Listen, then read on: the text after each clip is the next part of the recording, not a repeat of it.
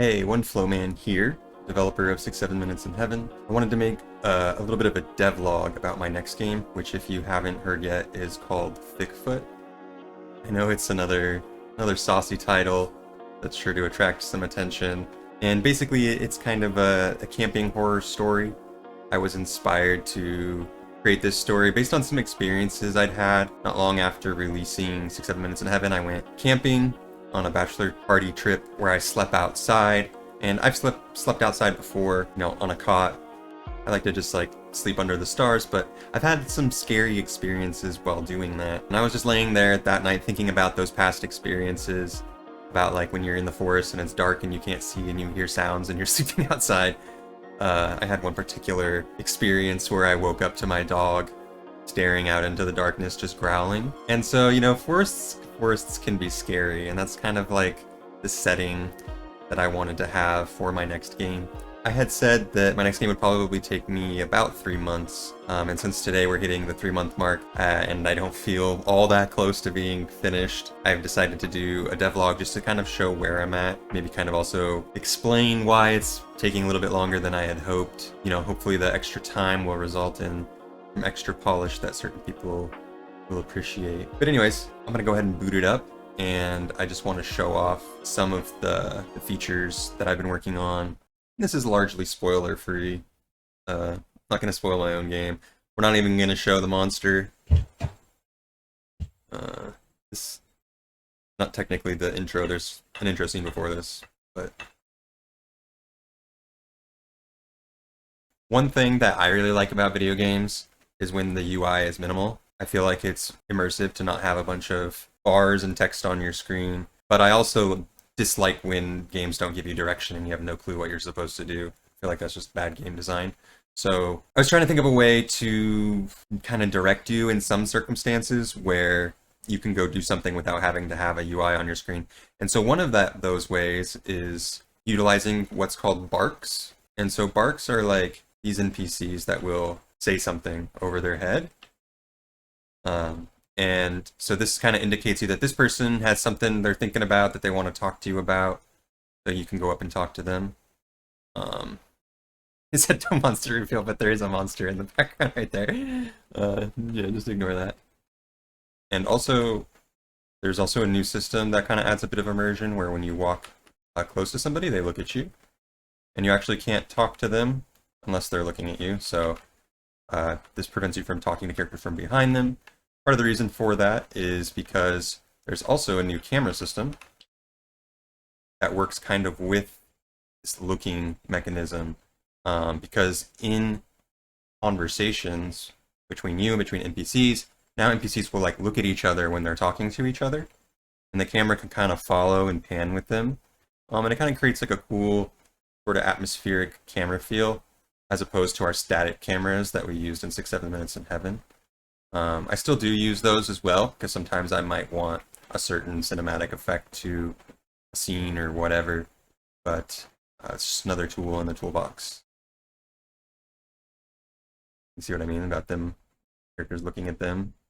Kind of gives you a cool little pan. And then one other cool thing that I'm excited about, watch this.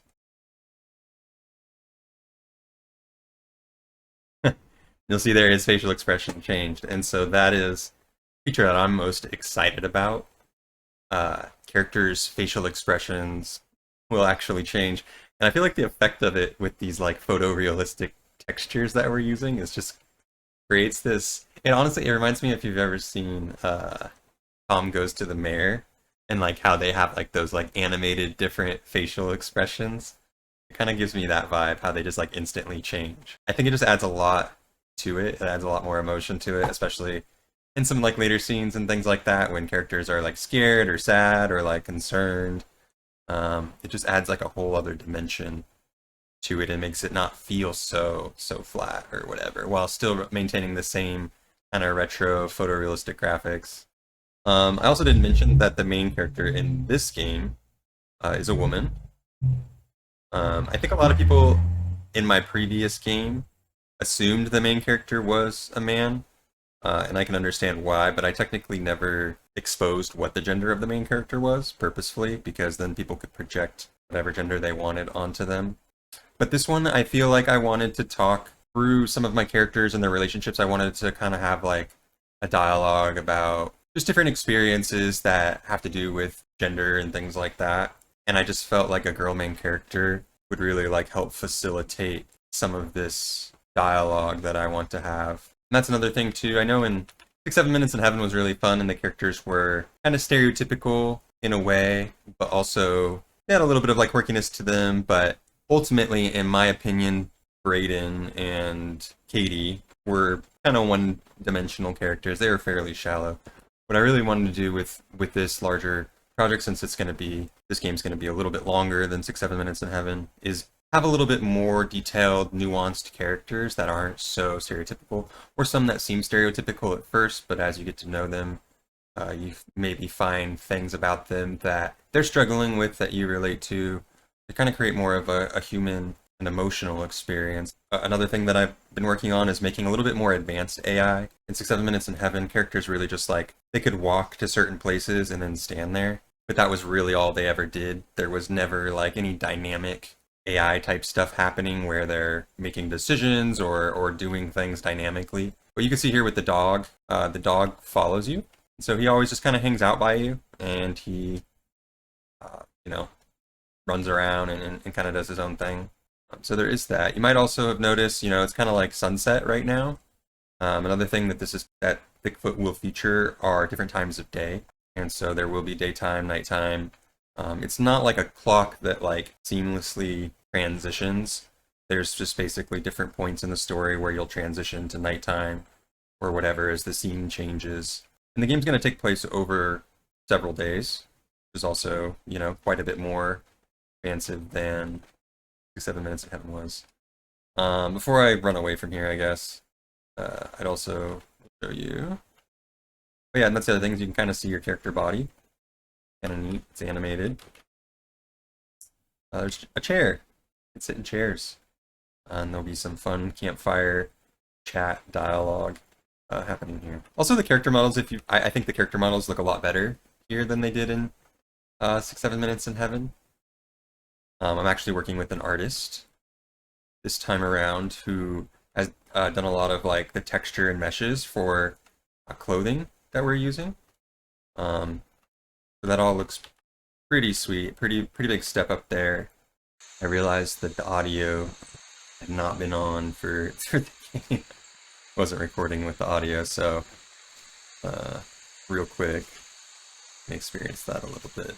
So I know for a lot of people, the music was a big part of the experience, and so I've continued to try to put a lot of emphasis and time into creating those tracks for Thiccfoot. It's going to be a little bit different of a genre, I would say, than Thiccfoot was, but still kind of its own unique thing as well, because I don't really know what genre 6-7 Minutes in Heaven tracks, what you would call those, they're all kind of a little different. I tried to go with, in Thiccfoot, sort of like psychedelic, lo-fi, botanica vibe. So I'm kind of making my own sort of experience, so I just wanted to share a little bit of that with you.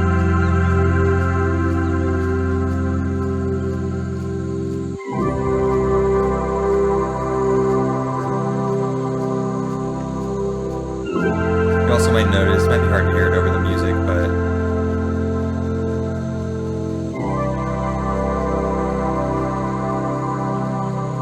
or am I going the wrong? Oh, I am going in the wrong direction.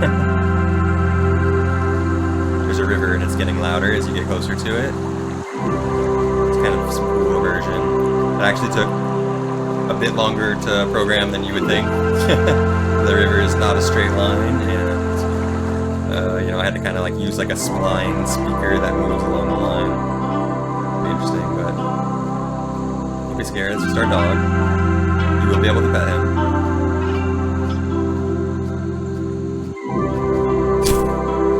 But yeah, you want to stick around just to preview the music a little bit more. About all I really have to say information-wise. I'm just going to collect some firewood. Maybe transition to the camp scene. There is a sprint well as crouch.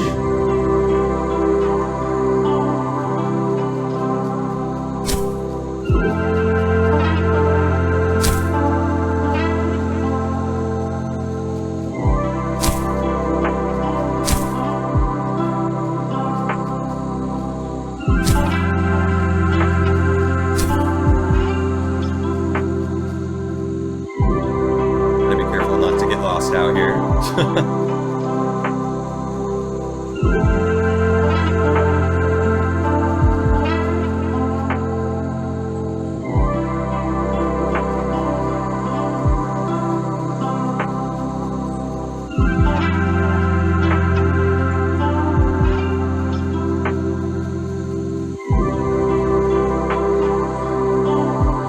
think I see the 10 over there.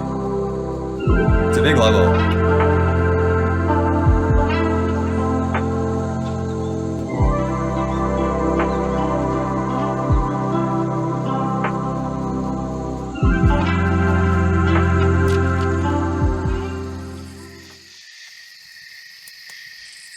Need to work on that fade a little bit so that you don't see him sit down.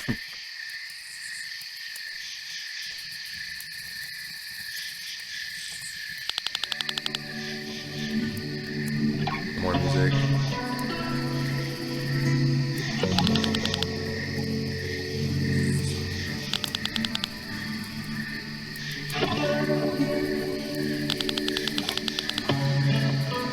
Yeah, that concludes it. I don't want to spoil too much of the dialogue yet.